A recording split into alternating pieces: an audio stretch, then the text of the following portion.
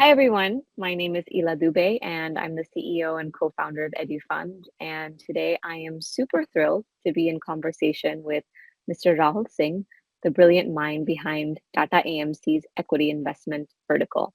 He is the CIO at Tata Mutual Fund with over 27 years of experience across markets.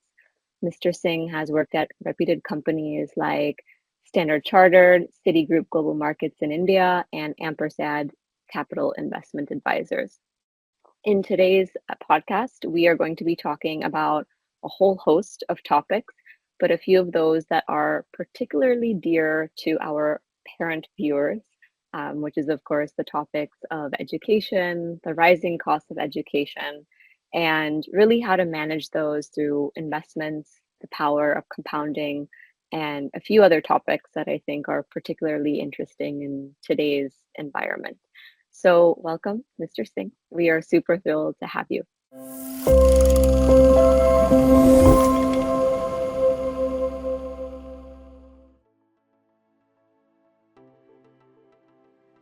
First question that I have for you today is India is seeing a massive macroeconomic shift, specifically in the agricultural industry to the services industry. Over the last few decades, we have now seen the services industry contribute to nearly 50% of the nation's GDP. How do you see this transition influencing our economic growth and specifically the investment landscape? Yeah, sure. I think you're right that we've kind of jumped straight away from agriculture to services. We did not capitalize on the manufacturing boom which rest of the Asian economies saw between 1980s to 2020. Almost 3 or 4 decades of the manufacturing boom which Asian economies saw, and I think somewhere it creates its own complications. Although it created jobs in the services sector for sure, but we do need a strong manufacturing base in between. And I think what we are seeing now is a concerted effort to really get that part of the economy going and increase the contribution of manufacturing, because that's what can create jobs and can create prosperity. We have seen that in the Asian economies. And luckily for us as a country, we are getting a second chance because of whatever is happening around China, whatever is happening around the shift away to other countries and the over dependence on one particular country, which is China, creating its own issues. I think that is a very lucky break for us. We are, I mean, way behind in manufacturing, although capabilities are there in various sectors. If you see whether it's pharma or auto or even engineering, we have some very capable companies, but we don't have scale. And we are far behind China in terms of scale. And that is now beginning to change with the world focusing on giving us a second chance.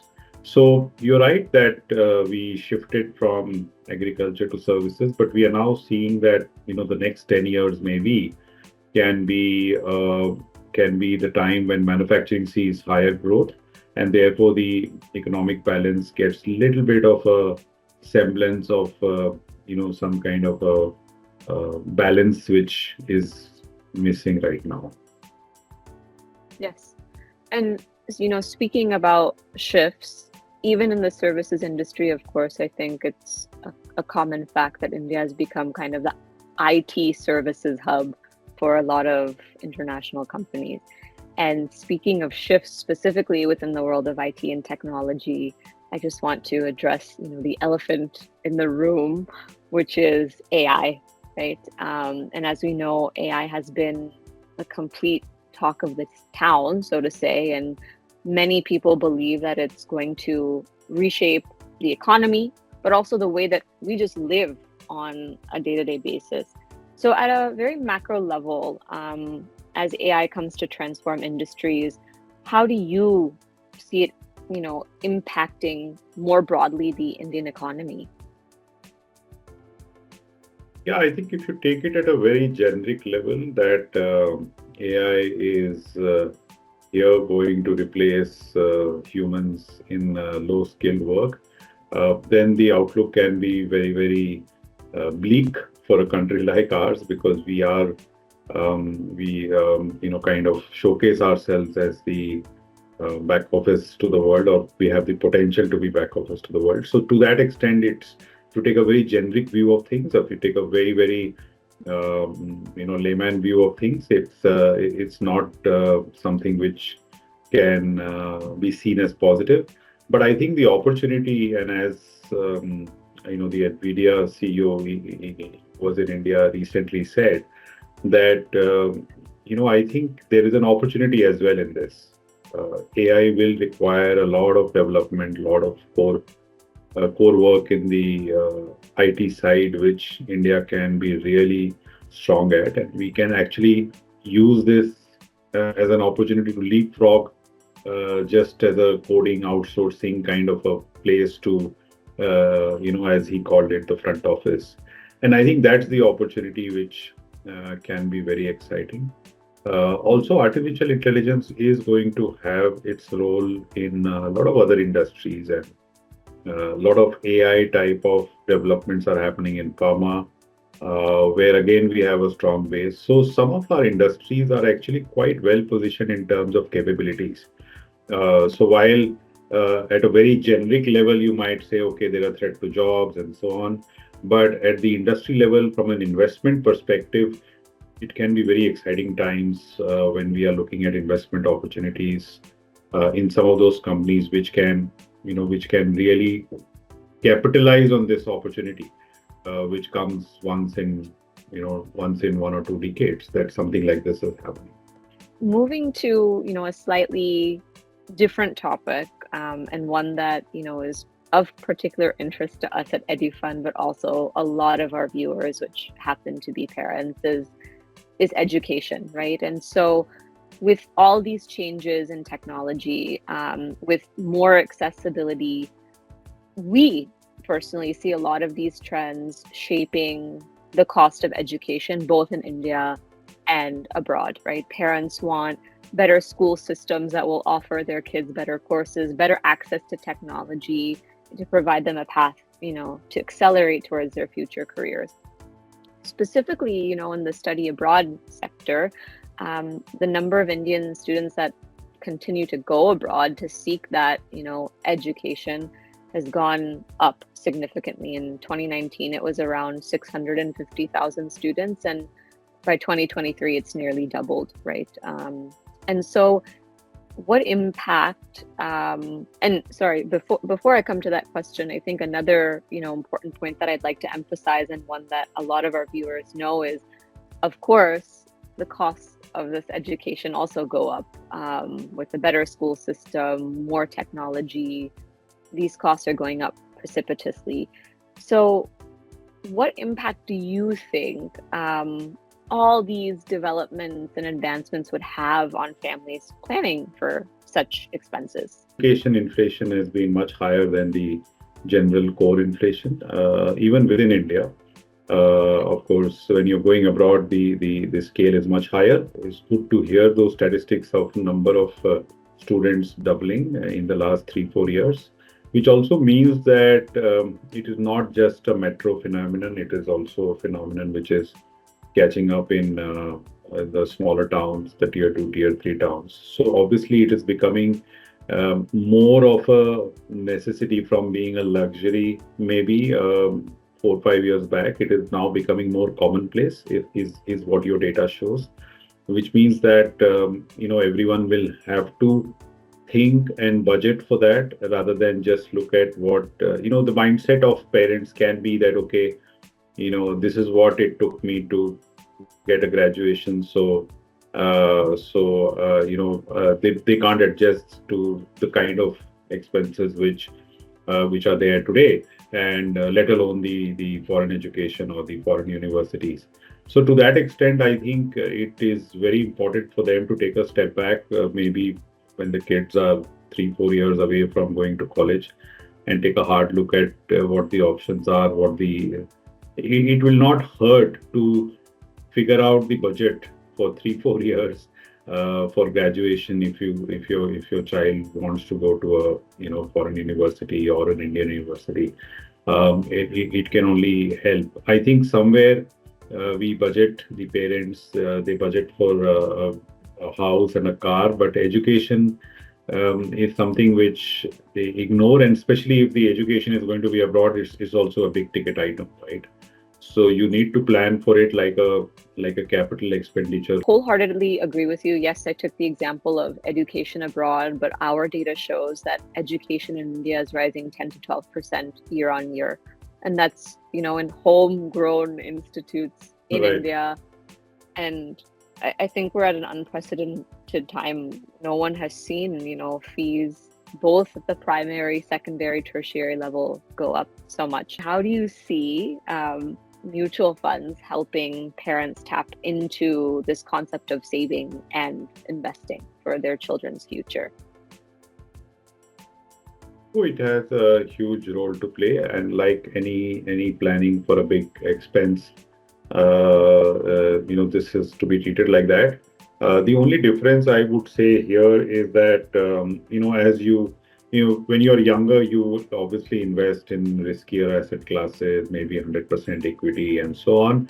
But as you come closer to the day when you think your son or daughter is going to go to a college, maybe 3, 4 years before that, and that's why I was referring to that, 3, 4 year period, or maybe it could be 3 or 2 years, depending on how you are financially placed. You have to, like you said, you have to silo that, you have to separate that part of the investment, put it into categories which can then assure you capital preservation rather than making you that, supernormal returns. So you make the supernormal returns, especially if you're in India, in the initial years when your kid is growing up from age of maybe 1 to 12, 13, 14. And then from there onwards, you put it in a fund which can compound, but without the risk, Mhm. which has an equity contribution, but not with a lot of equity contribution, because now you really want to secure that. You don't want to, try and be too greedy and make extra returns on that pool of money, which is for your child's future, because nothing can be more important than that. Therefore, you need to protect that, and you need to separate that pool of money and put it in a separate instrument. There are various instruments, hybrid instruments, which has part equity, part debt. So you can move from 100% equity to the hybrid mutual funds or the dynamic asset allocation, the balance advantage funds. I think that's the best way. That's probably the cleanest way, and a very no nonsense way to ensure that you're not making any silly mistakes just when you are nearing that year when you have to start um, paying those tuition fees. A family, when they're thinking of, an education linked investment, or a family in general, right, would have multiple financial priorities, right? It's almost like a jigsaw. I mean, a parent wants to save for their retirement. You want money for a rainy day if something happens. But then education is rising, so you want to save for that. What are your thoughts around goal-based investing, and do you think goal-based investing? Yeah, it can. I mean, goal-based is a very strong word, but I would say that as long as you are taking care of your asset allocation at various stages of your life, between when you are saving the most, the first few years of your life, to when you are going to be spending those savings, you need to keep altering the asset allocation to manage the risk in the portfolio, because nothing comes free, right? There is no free lunch in investing. So if you're making excess returns, there has to be an excess risk you're taking. It goes without saying. I know it's very hard to digest when we've had just very good 2, 3 years in the markets, but that's the fact of life. And there are products like there are the children category. There are funds which where you have a lock-in of till your child becomes major. So there are products like that which can help you with goal-based investing. So till the time he or she is 18, that money is kind of locked in. So there are products also in the mutual fund category which are like that. But I think those are the sub bullet points. The main bullet point is essentially how do you make sure that your savings are allocated between equity, debt, hybrid, gold, and how are you altering that as you are coming closer to certain goals? Do you have just some simple tips in mind of how to get started or think of asset allocation? Is it as simple as taking a pen or paper? Do they need an Excel sheet? How should they get started? I mean, there are simple formulas, but each person is different. So I would hate to disappoint you to not give you a general formula. It's very easy to fall into those traps. But I think simple rules like when you are in your first job to till about 10 years, you can be, I would say, you can be between 80 to 100% equity, and depending upon your risk appetite, you can be in small mix of small cap, large cap, mid cap, those kind of categories, which can give you let's say over a 10-year period, it can give you a 15% kind of a CAGR. Give or take the ups and downs, there will be ups and downs, but over a 10-year period you should be able to generate that kind of return. And then you start like segmenting it and breaking it up into whether you want it to be used for a house, then you obviously have to withdraw some from that saving and then you start saving again. So there are no thumb rules, is what I would say. I mean, there are some thumb rules in the market which kind of does not, in my view, does not always capture uh, individuals' risk appetite and individuals' need. I mean, I would say that if someone is has got a very secure job versus someone is running a business, the risk appetite can be very different. I would not advise someone who does not have a secure job to have as much aggression. I would not advise someone who is 45, 50 years old to have as much equity. So, my last set of questions, and one that I think, I would really love to hear from your personal experiences. Do you have any anecdotes or examples that you have seen over your 3-decade journey where someone has invested and it's changed the course of their life or their family's life or unlocked, a lot of value? I'm sure you'd have many, but is there one in particular that comes to mind that, always stands out in the back of your head? Yeah, I think there's one which comes to my mind, and he's an investor cum distributor. I would say a mutual fund distributor. So that makes it even more interesting because he's benefited not just from his own investments, but from making sure that his clients got the right funds and growing with them. So this one is based in one of the tier one towns, but he started as an office boy, and the way he's grew from there, and he broke away from there, started his own mutual fund, took the license to distribute mutual funds, grew with it. Now he has an office.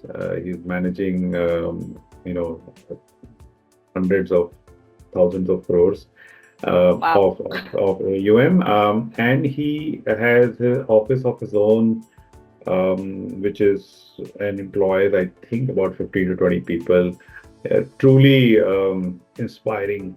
Well, it was a true and absolute pleasure to speak with you today. I really enjoyed our conversation, and thank you so much for joining us. And I'm very excited for our audience to take a look at our conversation. Thank you, Ella.